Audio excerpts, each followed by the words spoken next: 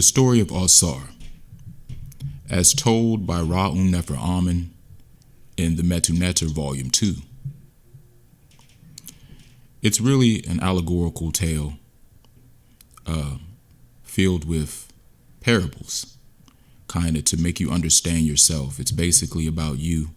Many stories were derived from this story, such as the story of Christ. In it, if you were to couple it with the commentary, you'll see where it's describing the several levels of understanding you will go through, just like on the Kabbalistical tree of life and the spheres of awareness on that tree. And as we tell the regular story, just so that you can get an idea of the story of AUsar, you can kind of see the hero's journey.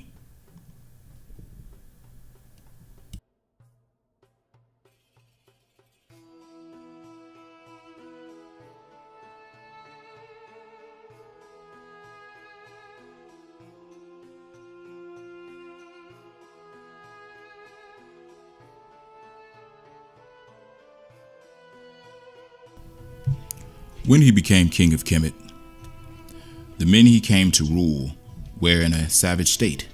They were nomadic tribes in constant warfare against each other. They were wholly given over to evil and sinful behavior. He brought civilization and spirituality to the people, enabling them thus to achieve prosperity. He gave them a body of laws to regulate their conduct, settle their disputes justly, and instructed them in the science of spiritual development. He shared the rulership of the land with the queen mother Aset, who domesticated wild barley and wheat, along with AUsar, who taught men the art of agriculture, the tilling of the soil, cultivation of grains, and of fruit trees. They also laid the material foundations for the development and growth of civilization. Brothers no longer lifted their hands against each other. There was prosperity and peace. Having civilized Kemet, he turned the government of his native land to Aset and traveled around the world to spread the same instructions. He induced people to accept the teachings not by force, but by the use of persuasive lectures, spiritual hymns, and music. Wherever he went, he brought peace and learning to the people. While he was away, Aset ruled the land so expertly that her brother Set, who was consumed with jealousy over AUsar's success, was unable to realize his main desire. He sought in vain to stir rebellion in the kingdom, so he plotted to overcome AUsar by deception. His chief characteristic, with the help of a confederacy of 72 followers. When AUsar returned from his mission, he was greeted with a royal feast. Set came with his 72 conspirators, supposedly to honor AUsar and to make more. He brought a funerary chest in the shape of a man, which was so beautiful that everyone at the feast desired it for themselves. When everyone was in a joyous state from beer drinking, Set stated that he would give the chest to anyone whose body fit the chest perfectly. They all tried it for size, but no one could fill it out perfectly. He came last to AUsar and asked him if he would try it, knowing all along that it would fit the king, as he had made the chest to the exact dimensions of his body. AUsar entered the chest and his body fit it in every part. Before he could get up, the followers of Set jumped quickly to close the lid of the chest and nailed it down and soldered it fast with lead. Needless to say, the king died immediately of suffocation. The feast was broken up in great confusion as the followers of Set fell upon the people with their weapons to take over the government. Set commanded his followers to take the chest away and dispose of it in a secret place. They hastened through the thick cover of darkness and flung it into the Nile. The Nile's current took it to the open ocean, and it was presumed lost forever on the bottom of the ocean. So ended the world's reign of peace, harmony, and prosperity. When the bad news regarding AUsar's fate was taken to Aset, she was stricken with great sorrow. She wept bitterly and could not be consoled. In her grief, she cut off a lock of her hair, put it on mourning clothes, and vowed to never rest until she found the body of her beloved king and husband. She searched everywhere, questioned everyone she met, and when it seemed that all was in vain, she met up with some children who told her that they had seen the chest floating down the Nile and entering the sea. Meanwhile, Set usurped the throne of AUsar and reigned over the land of Kemet. Law and order which followed from the moral upliftment of the people was replaced by the use of force. Everywhere men were robbed of their possessions and land through legal unjust means. Once owners, they were now renters and wage earners. Tyranny and the law of might prevailed as the divine law was repealed. Everywhere the followers of AUsar who lived by Ma'at were persecuted.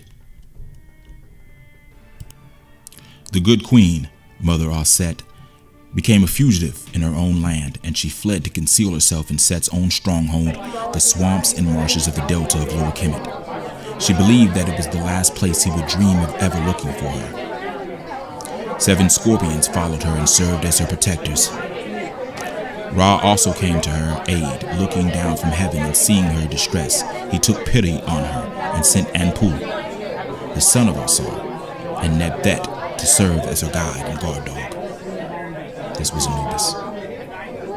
One day, Asut requested shelter at the house of a poor woman, but was refused by the woman, who was stricken with fear on seeing the scorpions accompanying her. But a scorpion managed to slip in before the woman closed the door and bit her child, causing his immediate death. To repair the damage, Auset uttered words of power which caused the child to come to life again, for which the mother was so grateful that she allowed Auset to stay in her house. The coffin of AUsar was taken by the waves to Byblos, a port city in southern Syria, and it was cast onto the shore. A tree sprang up and grew around it, enclosing the body of AUsar in its trunk. News of this tree, which grew so rapidly and of such beauty, came to the king of this alien land, and he commanded that it should be cut down and its trunk brought to him. He erected it as a pillar in his house, without knowing the great secret it contained within. A revelation came to Auset in her dreams that she might find AUsar's body in Byblos. So she set off towards Syria by ship. When she arrived, she dressed as a commoner and sat beside a well, weeping bitterly.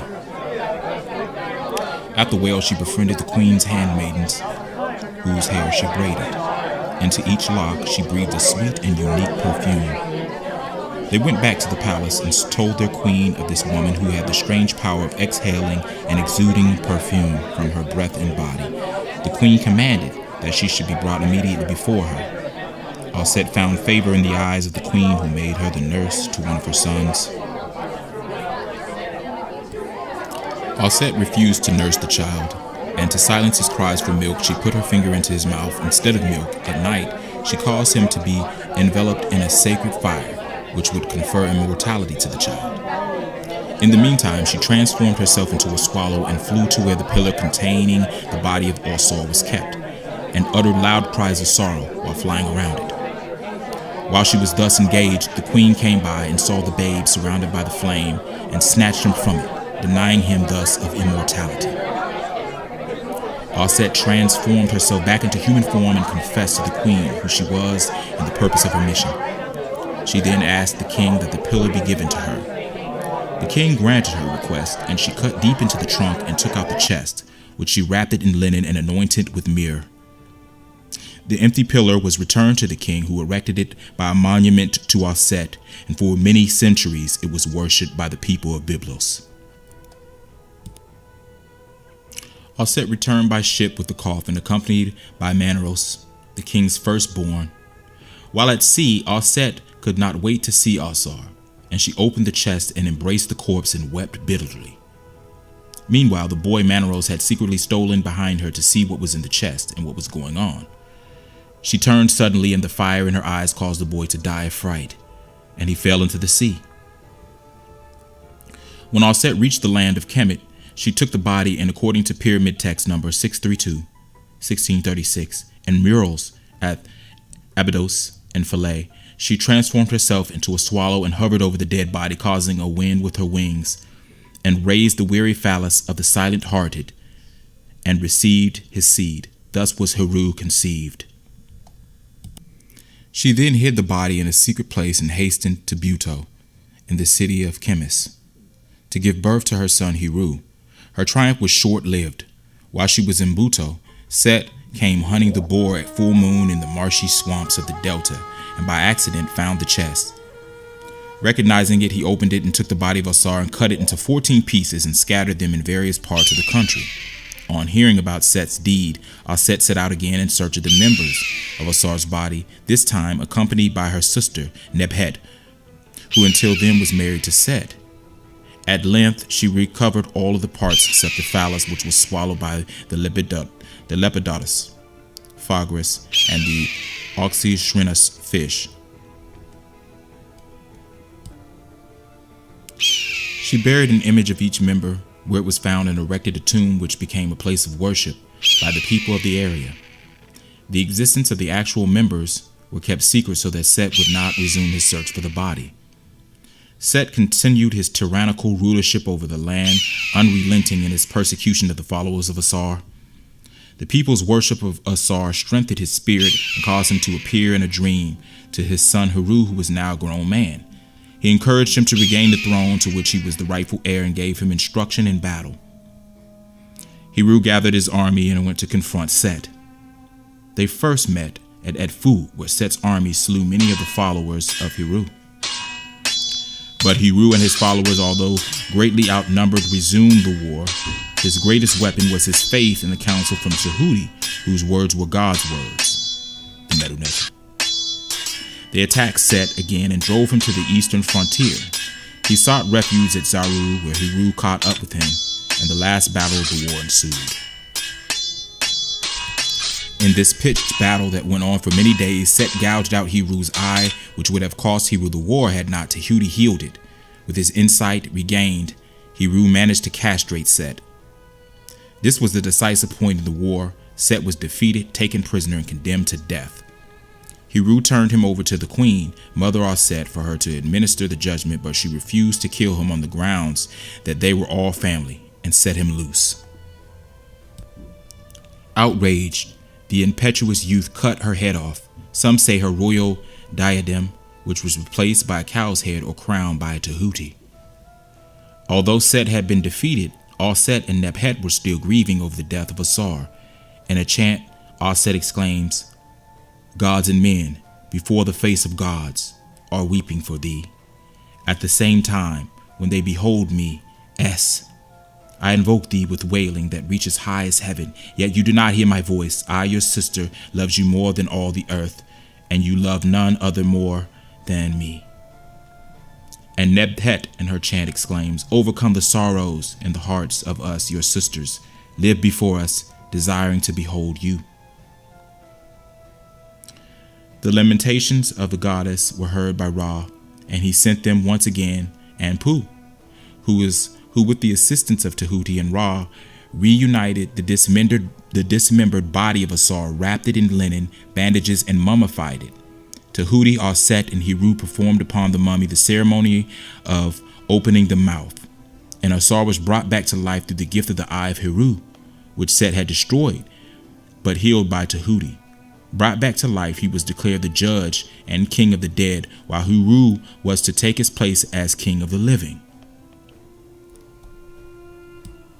Set objected. He publicly complained, according to one account, that Heru was a bastard and could not thus be the legitimate heir to the throne. According to another account, he staked his claim to the throne on the basis that he was the strongest in the world. Might, he argued, was the chief virtue of government. He also brought charges contesting the position of AUsar. Although Set, now emasculated, could have easily been disposed of by Heru through force, righteousness returned to the land with the return of AUsar, and Set was given his day in court. A great tribunal made up of 42 gods, with Tem as leader and Tahuti as judge, was assembled. As Set's government was based on might and pure deception, where force could not be openly applied, his words were found to be untrue. It was shown that in most instances, he contradicted and violated the laws he imposed on others. On the other side, AUsar and Heru had been shown to have lived by the laws they promulgated, thus they were found to be ma-kiru, true of word. Thus the great quarrel was settled on the basis of right over might. The night in which this great verdict was awarded is known in the Kemetic tradition as the Kr'Uchal Metut, Knight of weighing words. Set was sentenced to serve as the wind that propelled the boat of Ausar.